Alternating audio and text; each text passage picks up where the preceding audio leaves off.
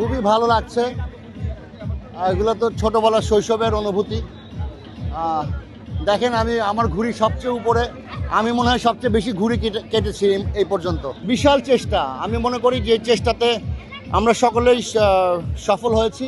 বিশেষ করে আসিফ মাহমুদ সবজি ভূঁইয়া, সে যে আগামী ঢাকা কীরকম হবে, বিকেলের দিকে আমরা শিশুদেরকে নিয়ে কোথায় কেমন ঈদ উদযাপন করব, এই বিষয়ে যে চিন্তা করছে, আমি সেই চিন্তাকে সাধুবাদ জানাই। এটা খুবই ভালো যে সাধারণ মানুষ জনগণের সাথে মিশে যে উনি সবার সাথে একাকার হয়ে আছেন, মানে বোঝাই যাচ্ছে না যে উনি মানে এরকম একটা ব্যক্তি আমাদের সাথে সবার সাথে মিশে আছে। আমরা অনেক আনন্দিত এবং খুশি। ঈদ মানে আনন্দে, ঈদ মানে খুশি। আমাদের এই ঘুরে উড়ানো অনুষ্ঠানটা দেখে আমাদের ছোটোকালের কথা মনে পড়ে গেছে। আমরা অনেক ঘুরে উড়েছি ছোটোবেলা।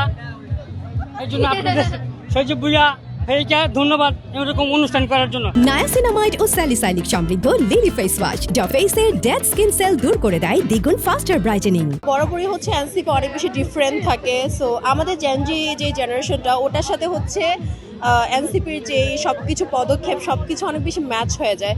এজন্য মানে আমাদের সব কিছুর সাথে ওদের ভাইবটা যায়। তো সেই থেকে আজকের যে ঘুড়ি উৎসবটা, সেটাও এরকমই ব্যতিক্রম কিছু একটা মানে মনে হচ্ছে। কারণ ঢাকা যারা বড় হয় ওরা দেখা যায় ওরকমভাবে ঘুরে ওড়াতে পারে না বা এরকম কিছু না।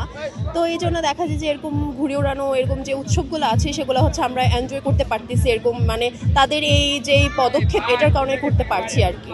এখনকার যেই আমাদের ইয়ং জেনারেশন আছে, ওনারগুলো প্রায় ভুলে যেতেছে। এগুলো যদি মাঝে মাঝে উদ্যোগ নেওয়া হয় তাহলে এই ঐতিহ্যটা ধারাবাহিকভাবে বেঁচে থাকবে ইনশাল্লাহ। আগেও হয়েছিল, কিন্তু এটা আস্তে আস্তে হারিয়ে গিয়েছিল এই ঐতিহ্যটা। এখন আবার এটা ফিরে আসছে নতুন করে। ওনার এই দুটা সবচেয়ে আমি বলবো যে সবচেয়ে ভালো হয়েছে। আর উনি যে উদ্যোগটা নিয়েছে, এটা আমি মনে করবো যে একটা ঐতিহ্য, মানে ঐতিহ্যকে ফুটিয়ে তোলা বা আগের ঐতিহ্যকে ফিরে আনানোর এই জিনিসটা খুবই ভালো।